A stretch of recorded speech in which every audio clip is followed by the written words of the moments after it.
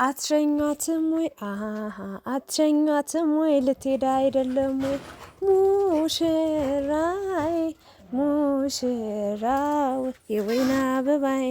ሙሽሪት ባንድ አልጋ ሙሽራው ባንድ አልጋ መላክ ይመስላሉ ክንፉን የዘረጋ አሉ እማማ ዝናሽ። እነዚህ ልጆች ለዚህ ክብር ለዚህ ቀን ይበቃሉ ብላችሁ አስባችሁ ታውቃላችሁ?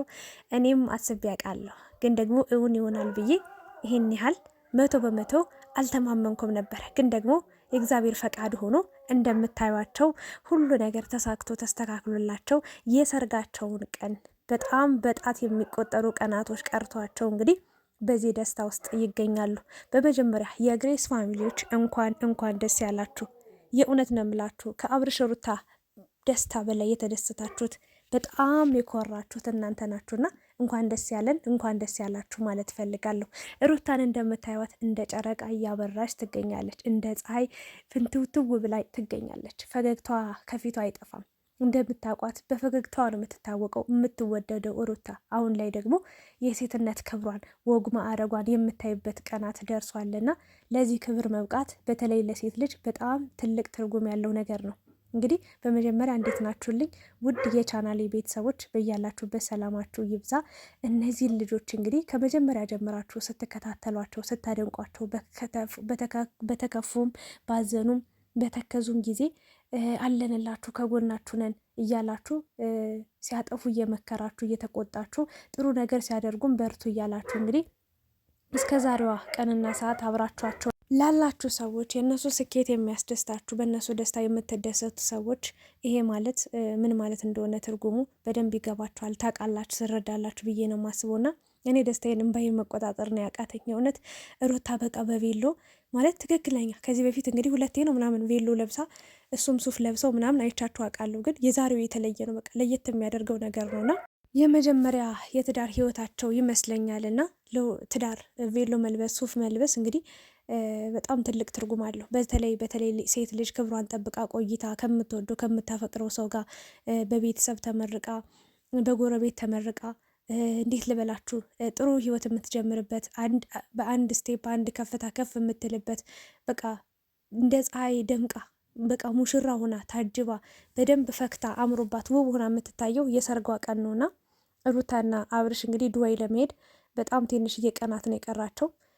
በሰላም ደርሰው በሰላም እንዲመለሱ ምንም አይነት ክፉ ነገር እንዳያጋጥማቸው ሁላችንም መልካም ምኞታችን እንግለጽላቸውና ብዙ ሰዎች እንግዲህ አብረዋቸው ለመሄድ እንግዲህ የተዘጋጁ ሰዎች አሉ። ይሳቅ አንደኛው ነው። አቤልም ሊሄድም ላልሄድም እያለ ይገኛል። እንዲሁም ደግሞ እነ ዳኔና ጽጌም አሉ፣ ሌሎችም አሉ አብረዋቸው የሚሄዱ። እኔ እንደውም ሀይሚና ብሩክ እንደሚሄዱም ኢንፎርሜሽኑ ደርሶ ነበረና ሀይሚና ብሩክ ያው ትንሽ ያሉበት ሁኔታ ጥሩ ያልሆነ ነገር ነው። ግን ደግሞ ሊሄዱም ላይሄዱም ይችላሉ።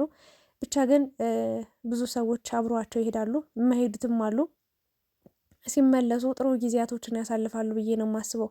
ከዱባይ መልስ ማለት ነው። የግድ ዱባይ መሄድ አይጠበቅባቸውም። የግድ ያ ሁሉ ብር አጥፍተው አውጥተው መሄድ አይጠበቅባቸውም። አብርሽና ሩታ እንኳን ያው መዝናናት ይገባቸዋል። ለምን ያሳለፉትን ነገር ታውቃላችሁ። ከብዙ ጭቅጭቅ ከብዙ በቃ የሚያስጠላ ፈተና ውስጥ ያለፉ ሰዎች ናቸውና ሄደው በቃ ራሳቸውን ርፍ አድርገው ጥሩ ነገር ጥሩ አይተው ጥሩ ሰምተው ጥሩ ነገር ጥሩ ጊዜን አሳልፈው ይመለሳሉ ብዬ ተስፋ አደርጋለሁ። ደግሞ ይገባቸዋል በጣም እና ለዚህ ፍቅር ብዙ ዋጋ ከፍሏል። የእውነት እችን ቀን እችን ሰዓትና ደቂቃ እናያለን ብለን የጠበቅን የጓጓን ብዙ ሰዎች አልነበር። እውነት ለመናገር ለምን ያስፈራ ነበር። በጣም የተንገዳገደ ፍቅር ውስጥ ነበር የነበሩት። በጣም በቃ ብዙ ፈተና የበዛበት ፍቅር ውስጥ ነበሩና ያ ነገር አስቸጋሪ ነበር። ነገር ግን እነሱ ትዕግስተኛ ሆኖ ሁሉንም ነገር ተቋቁሞ በማለፋቸው ፈተና ሲመጡ ሳይሸሹ ተጋፍጠው ለዛሬ ቀን ደርሰዋልና ይሄ ማለት ምን ማለት እንደሆነ አላውቅም። ብቻ ትርጉሙ ትልቅ ነው እና ሩታ ከምንም በላይ እኔ ለሩታ ነው ደስታዬን ልገልጽ የምችለው። ከምንም በላይ ሩታ እኔ አላውቅም፣ ስለ እሷ ሳወራ እኔ እንባዬ ይመጣል። የእውነቴን ነው የምላችሁ። የእውነት እግዚአብሔርን አታምኑኝም። ለምን ብዙ ነገር ሆናለች። ሶሻል ሚዲያ ላይ ስትመጣ በጣም ብዙ ሰዎች ሰድበዋታል። እስከ ዛሬ ድረስ ራሱ የአብርሽንና የሩታን ፍቅር ያልተቀበሉ ሰዎች አሉ፣ የውሸት የሚመስላቸው። እንደገና ደግሞ እሷን ባለጌ በቃ እንደ ባለጌ አድርገው ቆጥረዋት በጣም በቃ ለፍቅር ብላ ዋጋ ስለከፈለች በጣም የሚያሻማቅቋት ዝቅ ሊያደርጓት የሚሞክሩ ብዙ በቃ ሴቶች በተለይ ሴት ሆነው ነገ በኔ የሚባል ነገር አለ። እሷ ፈልገው ወደው አይደለም ይሄ ፍቅር የመጣባትና ያ ፍቅር ደግሞ ከተጀመረ በኋላ ደግሞ ወይም ደግሞ ያ ፍቅር ስሜት ሲሰማት መጣ መናገሯ ክፋት አልነበረውም። ለጥሩ ነገር ለመልካም ነገር ሆነ። በእርግጥ አንዳንድ ሴቶች ገፍተው መጠው የፍቅር ጥያቄ ለወንድ ልጅ ካቀረቡ በኋላ ህይወታቸው ሲኦል ገሃነም የሚሆንበት ጊዜ አለ።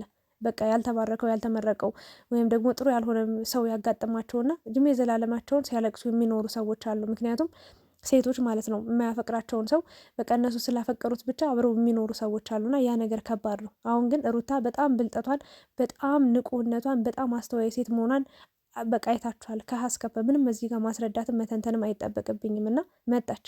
ስትመጣ እንኳን አይደለም ለአብርሽ በጣም ለተመልካች ራሱ በጣም ትክክል ያልሆነ ነገር ነበረ። ማለቴ ሁሉም ሰው በጣም እያጣጣላት ነበር፣ በጣም ዝቅ እያረጋት ነበር፣ በሞራሏ ላይ እየተጫወተ እየተረማመደባት ነበር ሁሉም ሰው። ኢቨን አብርሽ ራሱ ብዙ ጊዜ ነው ደጅ ያስጠናት፣ ግን ያ ሁሉ ፈተና አልበገራትም። ከቤተሰብ ጋር ተጣልታለች። ከአብርሽና ከኛ ተብላ ምረጭ ስትባል አብርሽን ነው መርጣ ሄደችው። ለምን መሰላችሁ? ፈጣሪ መርቆ ሲሰጣችሁ ወይ ደግሞ ይሄን ወጣ ፈንታችሁ ስትባሉ ይህንን ነው የምታደርጉት። ልባችሁ ያላችሁን ነገር ነው የምታደርጉት። እና ጥሩ ውሳኔ ነው የወሰነችው፣ ጥሩ ምርጫ ነው እያደረገችውና ያ ነገር ደግሞ ተሳክቶላት ለዚህ መብቃቷ ማለት እኔ ያላውቅም በጣም ከባድ ነገር ነው። በጣም ከባድ ቻሌንጅ ነው። የእውነት ነው የምላችሁ። 102% 1% ነው ይሄ ነገር ሊሳካላቸው የሚችሉ ሴቶች። የእውነት ነው የምላችሁ። የፍቅር ጥያቄ ራሳቸው አቅርበው 102% ወይ 3% ነው በዛ ከተባለ ሌሎቹ በጣም ጥሩ ያልሆነ ህይወት ውስጥ ነው የሚገቡት የነበረው የምናየውም ነገር ነው። እና ሩታን ደግሞ እግዚአብሔር ረድቷት ፈተና ውስጥ ሁሉ ዋኝታ በእሳት የተፈተነች በቃ እንደ ወርቅ በእሳት የተፈተነች ሴት ናት። በቃ ለፍቅር ስትል እስከ ጥግ ድረስ የተተኮሰች እስከ ሰማይ ድረስ የሄደች ማለት ትችላላችሁ። የምሬ ነው ምላችሁ። እና ያለምንም ማጋነን ለእሷ በጣም ትልቅ ክብር አለኝ። በጣም ትለያለች። እንግዲህ ታግሶ ለኖረ እንግዲህ ፍሬውን ይበላል። አያችሁ፣ መታገስ ትልቅ ዋጋ አለው፣ ጥቅም አለው። እና ነገራቶች እንግዲህ የተንገዳገዱ ነበሩ። አሁን ላይ ግን ቀጥ ብለው ለመቆም እንግዲህ ጊዜያቶችን እየጠበቁ ይገኛሉ። ለሁሉም ጊዜ አለው። ብቻ እንኳን ደስ ያላችሁ ለማለት ነው የምወደው። በእውነት ነው የምላችሁ። የግሬስ ፋሚሊዎች በጣም ልዩ ናችሁ። የእውነት ከሩታ ጋር እኩል ሳለቅስ ነው የከረምኩት። የምር በእያንዳንዱ ቪዲዮቿ ስታለቅስ እኔ እኩል እያለቀስኩ በቃ ቪዲዮን እያየው የነበረው እስከዛሬ ድረስ እና የሁሉ ነገር አልፎ ግን ዛሬ ላይ እንግዲህ አብርሽ ትክክለኛ ቬሎ ለማማረጥ እንደምታዩቸው አቤልም አለ፣ ኢሳቅም አለ። እግዚአብሔር ይስጠው፣ መልካም ልጅ ነው። በጣም ትሁት የሆነ ጥሩ ስነ ምግባር ያለው ልጅ ነው። በእውነት ኢሳቅ በጣም የሚለይ ልጅ ነው በነገራችን ላይ። እና መልካም ሰዎችን መልካም ናችሁ ማለትም አስፈላጊ ነው ብዬ ነው የማስበው። እና አብርሽም እንግዲህ በጣም ደስ ብሎት የሩታን ቀሚስ እያስመረጠ ነበረ። የትኛው ቀሚስ ግን እናንተ ተመቻችሁ? እኔ ደስ ያለኝ ቀሚስ ይሄ ያደረገችው ሁለተኛው ቀሚስ ነው፣ ቬሎ ማለት ነው። በጣም ነው የሚያምርባት፣ በጣም ከሚባለው በላይ ሁለቱም ያምራል። የጸጉር ስታይሏ ራሱ በጣም ነው የሚያምረው። እኔ አላቅም የሆነ በሰርጓ ቀን ውብ ሆና ነው የምትውለው ብዬ ነው የማስበው። እና ለወግ ለማዕረግ ያብቃችሁ። በቃ ውለዱ ከበዱ ነው የምለው፣ ሌላ ነገር ምንም አልልም። ጥሩ ለውጥ ነው ያላችሁ። ፈጣሪያችሁን እያመሰገናችሁ ተመልካቾቻችሁንም በደንብ ማመስገን አለባችሁ ብዬ ነው የማስበው። ከፈጣሪ በታች ያነሷችሁ፣ ከፍ ያደረጓችሁ፣ ከጎናችሁ ያልተለየን እኛ ተመልካቾች ነን። የእውነት በተለይ የግሬስ ፋሚሊ፣ በተለይ ቲክታከሮች በግሩፕ ሆናችሁ ለእነሱ የቆማችሁ ዘብ የሆናችሁ በቃ ብዙ ልጆች አላችሁ፣ ትለያላችሁ። ይሄ ቀን የእናንተ ቀን ነው፣ ልዩ ቀን ነው እና በደስታ አምሹ፣ በደስታ ዋሉ፣ በደስታ ሰንብቱ፣ በደስታ ክረሙ። በቃ ደስ የሚል ነገር ነው እያየን የምገኘው። እንግዲህ ጅማሮ እንደዚህ ሆኗል። መጨረሻውን ደግሞ ፈጣሪ ያሳምሮት። እኔ ያላውቅም በትዳር ተጣምረው የእናቶቻቸውን ጉልበት ስመው የአባቶቻቸውን ጉልበት ስመው ተመርቀው በጎረቤት በዘመድ አዝማድ በጓደኛ ጥሩ ነገር ተመኝተውላቸው መልካም ምኞታቸውን ተመኝተውላቸው ጥሩ ጊዜ ጥሩ የሰርግ ፕሮግራም እንደሚኖር ደግሞ አልጠራጠርም።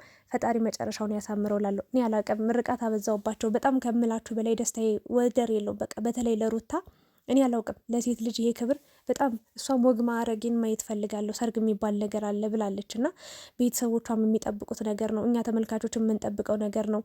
እንዲሁም ደግሞ ጓደኛም ጎረቤትም የሚጠብቀው ነገር ነው። ሴት ልጅ በቃ የሰርጓን ቀን በህይወቷ የምትፈልገውና የምትወደው አጥብቃ የምትፈልገው የምትጠብቀው ነገር ነውና ለዚህ ቀን መብቃት ማለት ቀላል አይደለም። እግዚአብሔርን ሩታ እዚህ ጋር የደረሰችው አልጋ ባልጋ ሆኖላት አይደለም፣ ወይ ደግሞ ልክ እንደ እንትን ዘላ ምናምን አይደለም። በእሳት ተፈትና ልክ እንደ ወርቅ ብያችኋለሁ። ይሄ ትልቅ ምሳሌ ነው። እሳት ፈትኗት ነው ዛሬ ላይ የደረሰችው። ስለዚህ እች ልጅ ልትመሰገን፣ ልትወደስ፣ ከፍ ልትደረግ ይገባል። በቃ ብዙ ሰው ብሏችኋል፣ ውሸት ነው ይላችኋል፣ እንደዚህ አርጋችኋል፣ እንደዛ አርጋችኋል፣ ብዙ ነገሮች ተብሏል። በተለይ የሩታማ ይለያል። ውይ እሷን ያልሰደባት ሰው አለ እንዴ? መጻፍ የሚችለው መጻፍ ስለሚችሉ ብቻ ስለ እሷ ያልተናገሩት ክፋት የለም። የእውነት ምን ይሰማቸው የሆነ አሁን ላይ ብዬ አሰብኩኝ። በቃ ውሸት ነው ስቲል ነው። ፎቶዋን ራሱ ዩቲዩብ ላይ ዘግዝቃችሁ የምትሳደቡ ሰዎች ያላችሁ እግዚአብሔርን ያየው የሩታን ፎቶ እች ልጅ ምን አጥፍታ እንደሆን እኔ አላውቅም። እንደው ፈጣሪ የሆናችሁ እናንተ ግን አብርሽ ከወደዳት፣ አብርሽ ቦታ ከሰጣት፣ አብርሽ ካከበራት፣ ሌሎቻችሁ ብታከብሯት ባታከብሯት እኛም እናከብራታለን። እኔ ወዳታለሁ ሩታን። የእውነት ነው የምላችሁ መልካም ነገር ነው የምመኝላት እና እንግዲህ ፈጣሪ መጨረሻችሁን ያሳምረው። አቤል እንግዲህ አብሯቸዋለ በእነሱ ፍቅር ውስጥ እንግዲህ ደስተኛውን እያያቸው ነው። እነሱም መርቀውታል። አንተም ጥሩ ህይወት ይስጥ። አጋጣሚው አይታወቅም የሰው ልጅ የሚገናኝበት ነገር እና ጥሩ ህይወት ይኖርልህ ይስጥ ላንተም እያሉት ነበረ። እውነት ነው። እግዚአብሔር ላንተም ደግሞ እኔ እንጃ እንደዚህ የሚያስቀና ፍቅር ሰጥቶ ደግሞ እስከ መጨረሻው ጥሩ ህይወት እንደምትኖር ተስፋ አደርጋለሁ። ይህንን ነው ልል የምችለው። እንግዲህ በዱባይ የሚኖራቸውን ቆይታ ደግሞ ወይ እሑድ ወይ ሰኞ ነው እንሄዳለን እያሉ የሚገኙት ከሙስሊሞቹ ጾም ኢድ ከኢድ በኋላ ማለት ነው። ፈጣሪ መጨረሻውን ያሳምረው ብቻ ሌላ ምንም ሌላ አልችልም። የሆነ ደስታዬን ራሱ መቆጣጠር አልቻልኩም። ምን ብዬ ላውራ? ወሬ ሁሉ ጠፋብኝ። እና እስኪ በአብርሽ በሩታ ደስታ የተደሰታችሁ ሰዎች ይህንን ቪዲዮ አይታችሁ ሰብስክራይብ ሳታደርጉ እንዳትወጡ አደራ። ይህን ቻናል ላይክ ሼር አድርጉ። ኮሜንት ደግሞ ከመቶ ስንት ሰጣችሁት የሩታን ቬሎ? እስኪ እስከዚህ የምትከታተሉ ልጆች እስከ መጨረሻው እውነት ትከታተሉኛላችሁ ወይስ አትከታተሉኝም የሚለውን ነገር ለማወቅ ከመቶ ስንት ፐርሰንት ሰጣችሁት የሩታን ቬሎ? እኔ ከመቶ ሰጥቼዋለሁ።